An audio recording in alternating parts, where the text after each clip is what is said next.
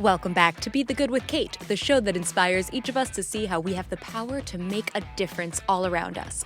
Each episode highlights an individual doing good in the world while following their passions, good for their own souls and for others.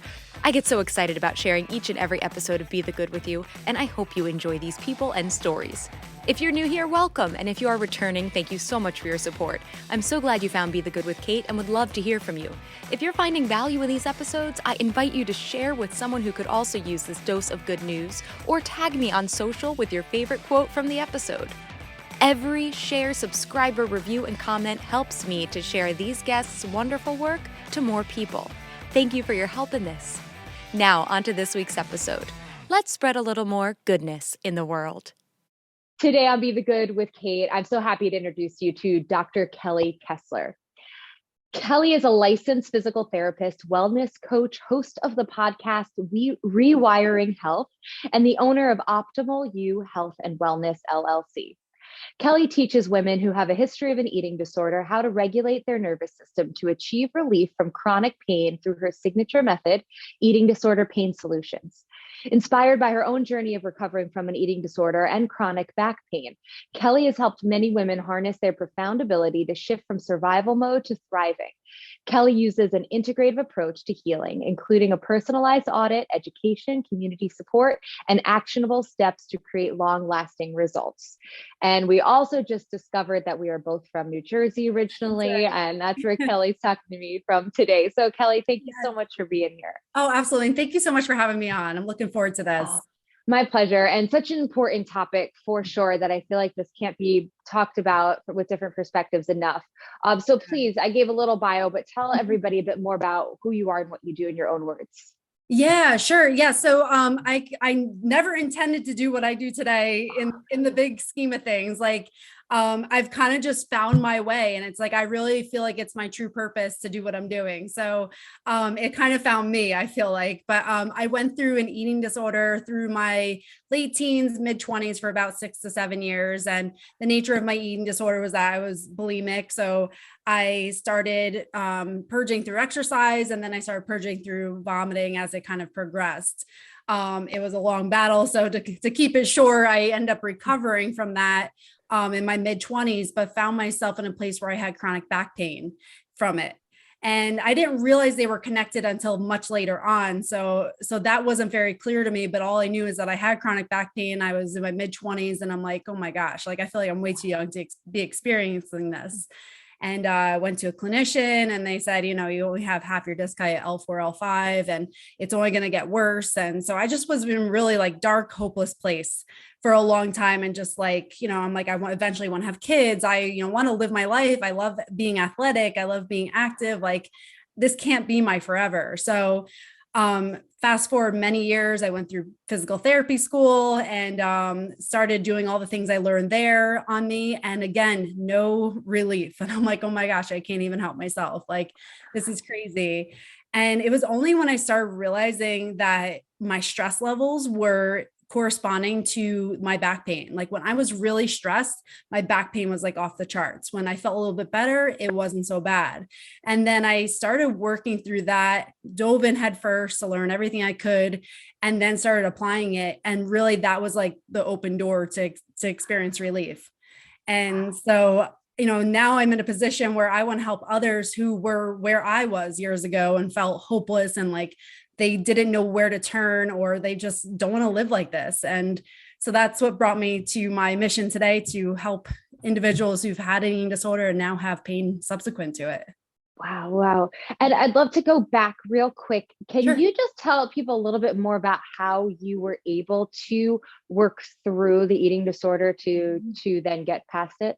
Yeah, absolutely. So it was extremely hard for me, especially because of the nature of my eating disorder. I was an over exerciser. So for me, I would be at the gym after breakfast, after lunch, after dinner, running the roads at 3 a.m. while everyone was going out to the bars. I mean, I just pound the pavement all hours of the day. So I feel like looking back at it, my pivotal moment, not that I like, okay, I'm going to recover from here on out, but I had just run miles. I had eaten a lot, and then I had thrown up twice, and I was sitting on my floor, just shaking. My heart was pounding. And I was just like, just crying. And I'm like, I don't want to live like this anymore. And so that was the moment I felt like I want to get out of this, but I don't know how, And so I'm a headstrong person. I will figure it out. So I truly believe the same determination that kept me in it helped me get out of it. And I just took the smallest steps I could. If I stopped exercising by 1 minute a day, that was a success. And I just kind of took the small steps out of it.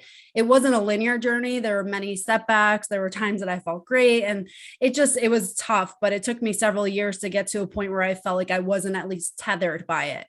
And then this was many years ago, but it's like, it's kind of always with you, but it doesn't control you anymore. And that's where I'm very free from it. It doesn't affect my life, but it's not that you don't have those glimpses of like who you used to be from time to time. It's interesting over the years. I'm in the fitness world and the dance and performing world, and, just a history with food in general too myself, that talking to people, there are people that will totally relate to exactly what you said and be able to feel all of that feeling of that, like you said, determination, staying in it, determination helped you get out of it. And then I think there's also those people that just, food is just food. It's just fuel. And that's, they eat because they're hungry and stop when they're done. And that is just not like, it's so normal for some people and so abnormal for others. But regardless of where someone is hearing your story, there's so much that we can all relate to too, in that idea of there's always something that's pulling us down, or that's trying to, what's the word I'm looking for, like maneuver life off the path we want it to be on, and finding that determination, that strength, and also that acceptance of where we are and then where we want to be. That's so huge. So I just admire you so much for being able to work through that. Thank you. Yeah. It's like, I look back and then I'm like, how did I do that? But it really is like, I just took kind of one day at a time, and it was multiple years it was. So it wasn't like, overnight thing, but, I had one friend who was there for me and just listened. So I definitely am grateful for her. And the same thing, I dove in head first, just like I did with the back pain. Like, what can I do for myself? I just figured out how I could just change my mindset around anything just to get some kind of foothold. And then it's like that opened up the door for the next little foothold. And that's kind of what I did, was just take step-by-step process to just think differently and choose different things. Well, it is just incredible, every day to be doing that. And it's something so that, other people don't know around you that's going on. And it's a part of your whole life every day. So just absolutely amazing. Oh, thank you. Of course. And now jumping ahead, then you threw the energy you had said to then being able to help yourself with back pain, and then realizing you could help others. Can you tell a little bit more about that path of going from realizing that this is something that you can work through and heal from, to then now helping clients with that? Yeah. So I had approached the back pain strictly from like a mechanical point of view, like, okay, what's shortened, what's weak, what are the imbalances? Like, I was looking at my body from every aspect, like, what's going on in my spine. And my husband's a physical therapist too. So now I have somebody who can help me, like, oh, can you try this manipulation? Okay, that didn't help, so I was literally looking at it just from like an orthopedic approach. And so when I started just like doing some breath work, and one day, and I had watched this documentary called Heal, and I was like, it's really about the power of the mind to change your life. And this was particularly about health conditions, like significant health conditions. And I'm like, well, this is interesting. Like, it just like kind of left a little seed in my head. I'm like, well, let me like try some of these things, So I started doing breath work, started doing some like intuitive movement, started reading and listening to podcasts that had to do with all that. And really, it was like my pain started dissipating. It didn't impact me like it was. Like before I was having trouble just driving to work. I had an hour commute to work. I had to stop to stretch because I couldn't make it the full hour. I wasn't sleeping at night. I had trouble tying my shoes. So like all those things started to get gradually better. And I'm like, wow, this is pretty amazing, So it's like, once you have that little glimmer of hope, it's like, that's your momentum, So I just kept going into learning everything I could about the nervous system. And that's the more I learned, the more I realized that the eating disorder I had experienced had caused so much dysregulation in my system, because it was like years of micro traumas. And I had lived in such a different realm of what's authentic to me. Like I was this persona to everybody that everything is perfect. I'm an athlete. Everything's great. Like people called me Smiley because I was smiling all the time. I'm like, if you only knew what was going on in my heart, like I'm not that person. So I feel like there was this dissonance for years that I was portraying a different image of what I felt. And I feel like that compounding on top of everything else that I had been experiencing emotionally was just embedded in my system. And as I kind of started bringing awareness to that, it allowed me to kind of release that from my body. And it really was the game changer. So having that experience and going through it myself, and then working as a physical therapy in a corporate setting, I started applying that to my patients, and they also were seeing tremendous results. And I'm like, you know what? I feel like I'm being stifled by how much I can actually help people in the corporate setting. So the pandemic was a blessing in disguise. I got furloughed, and it really became my opportunity to take this full time. Great. And now you see clients virtually and in person now, correct? Just virtually now. Just virtually. Yeah, okay. Just virtually. Yeah. So I have an online course, and then do like coaching alongside with that. Fantastic. Have you found it to be, and maybe there's not one aspect, but that you see the biggest results with clients and with your own pain? Is it the breath work? Is it the just being mindful of what's going on? Is there one major shift, or is it a collection of many?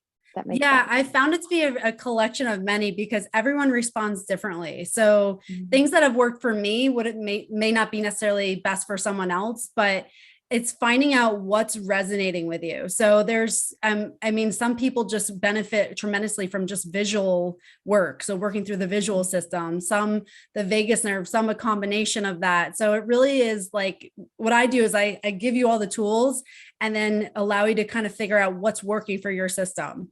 And it really is it's individualized, but there is a system that does work as far as the consistency, having the support, having the accountability throughout it, and giving yourself a moment to implement self-care without the guilt. And I think that's what a lot of the people I work with, they feel guilty for taking care of themselves because they're so used to helping everyone else before themselves. They're people pleasers. They're empathetic people, like they're good people, but they never really take care of themselves. And that's really the big part of it. I'm so glad there's a greater and greater focus on all of this, because for so many years it was either like a diagnosis and that was it, or you just ignored the feelings and pushed it aside.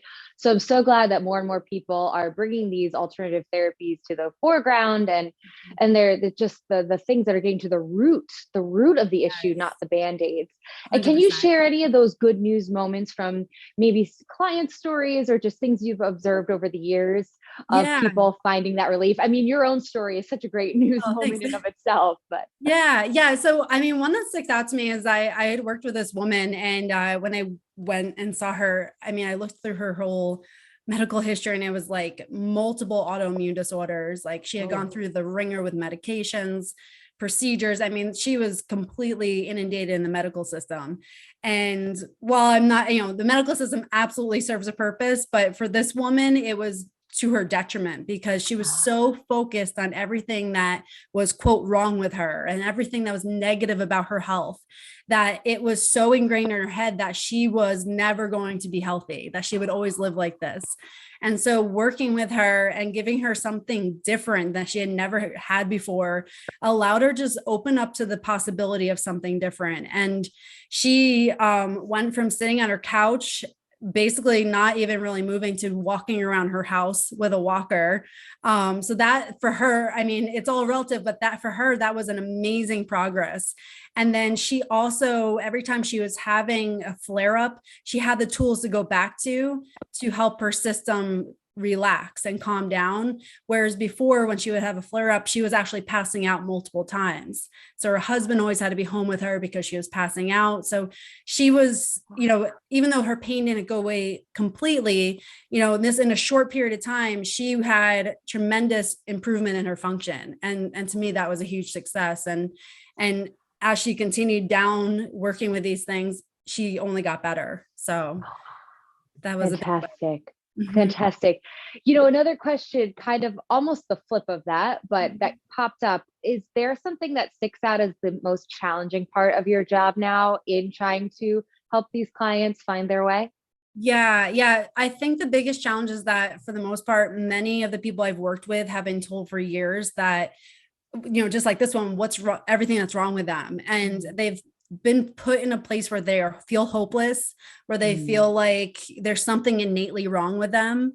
And they continually just focus on that and focus on their body being their enemy.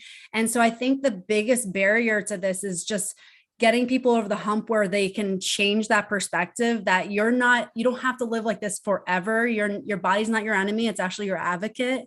And if you can learn to see that it's just giving you messages because there's a lot going on in the brain, essentially, as far as the dysregulation that's manifesting physically. So I think honestly, the perspective, the mindset, and those subconscious messages that people have is the biggest barrier. Perspective and mindset. I can't tell you how much that comes up. And I mean, I know you know this too, from being in just various health industries. I mean, be it from my performing side of life, fitness side of life, talking to so many guests on the podcast, perspective and mindset. It just keeps coming up as the thing that is the ultimate change agent. So Absolutely. I love that you mentioned that too. Yeah, it makes a big difference because again, our thoughts become our beliefs when we attach emotion to them. And then that becomes who we become. That's our being. So even though we don't see it happening, it's always happening. Every time you gain information, if you are emotionally attaching to it, whether it's positive or negative, it becomes part of you. And our subconscious runs 95% of our lives. So it becomes a problem when it's not the right dialogue that we're telling ourselves all the time. And you just opened that door to what I saw on your website today. You mentioned Atomic Habits. This is not the first time I brought it up on the podcast. Yep. I love the book. I love what he's doing. James Clear, for people listening, if you're not familiar with it. And he talks so much about that. Like if you tell yourself, oh, I'm not a morning person, or, oh, I'm a sweets person, you're just reconfirming that in yourself. And if you just keep saying, I'm a sweets person, I can't give up sugar, you're never going to give up sugar until you at least start to reframe that. Or I'm not a morning person, then good luck trying to work out in the morning or whatever it is. And I'm sure you must see this every day then with clients trying to change those sentences. 100%. The most powerful statement you can make is an I am statement. So it's like you literally will direct your life, but just by saying who you are. So it's like you have to be very cautious of those I am statements. You can say that, I'm feeling this way right now, but is that truly who you are? So it's like removing yourself from that. Are you truly a sad person? Or are you just feeling sad right now? And it's a nuance, but it makes all the difference for how we program our brains. I feel like I just want to take those last 20 seconds of this episode and then just copy paste about 4 times for the audience to listen to before they can get on to the next part. Nope. But that's huge. That is so huge and so needed to be shouted from the rooftops. Yes, absolutely. So speaking of all these kind of quotes and quips here, is there any saying or mantra that you have come back to over the years through your own struggles and now struggles as a business owner and health journey that help you and help motivate you? Yeah. One that sticks out to me is no problem can be solved from the same level of consciousness that created it. And that for me just completely resonated with me because I look back at who I was when I was going through an eating disorder and I'm like, it feels like a stranger I talk about. I'm like, I don't even know that person in a way. It's like I'm so removed from it because I'm a different person today than I was then. And that's because my level of consciousness has grown from then. So I was able to help myself because I've allowed myself to grow consciously to remove myself from what that has become. And it really is what our brains are telling us and what we're telling ourselves is where we're going to move. So, if we're trying to fix our problems and not allowing ourselves to grow internally, we're never going to do that. That's such a good one. Such a good one. Oh, thanks. And and then a question I would ask everyone, I love hearing the answers to, is if someone came to you and they said, I see all the good you're doing for others, I want to make a difference in the world, but I feel overwhelmed, I don't know where to start. Is there any advice you'd give them? Yeah, I mean, kind of going off Atomic Habits, this is big for me and it works for me and it's worked for many people. Start as small as you absolutely need to. That is like the biggest thing, because honestly, momentum follows action. So the minute you can take the smallest action that you're able to today, you're going to get an energy about it that makes you want to keep going. And then you can add another action on. And it's that compounding action that creates a different reality. So if you can take that and decrease your overwhelm by not feeling like you have to overhaul your life, that's the biggest golden token right there. Yes, that one step. And I love how you said momentum creates action. Yeah, follows action. Or follows action rather. Yeah. I love that. That's such a good one. Oh, fantastic. This has been so quotable, Kelly. Oh. Can you tell us a little bit more about your programs you're offering and where people can find you online? Sure. Yeah. So my program is Eating Disorders Pain Solutions. So what it does is it goes through the whole process of auditing what's causing nervous system dysregulation in yourself. So it's an individualized audit. And then I run you through looking at your subconscious messages. How can we change those? And then giving you all the tools for nervous system dysregulation and allowing you to pick what is going to fit you and your life. And it's all in the premise of like Atomic Habits, starting very small, not inducing overwhelm, and allowing you to proceed in a way that's fitting for you. So that's my program. And then people can find me at optimalu, healthandwellness.com. And then on the social is Dr. Kelly Kessler.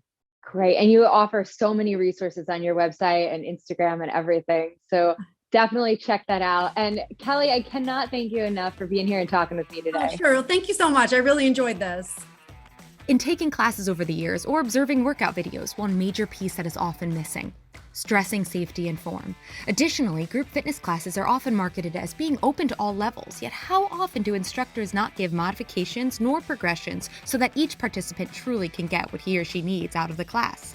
So that's why I created the 101 series, which take things back to basics with 3 separate courses: Bar 101, Pilates 101, and HIIT 101, focusing on safety and efficiency so you can maximize your workouts. Be confident when you step into a group fitness class or workout on your own. Be strong in your execution of the most common exercises, and be proud of yourself for taking these huge steps forward on your health journey.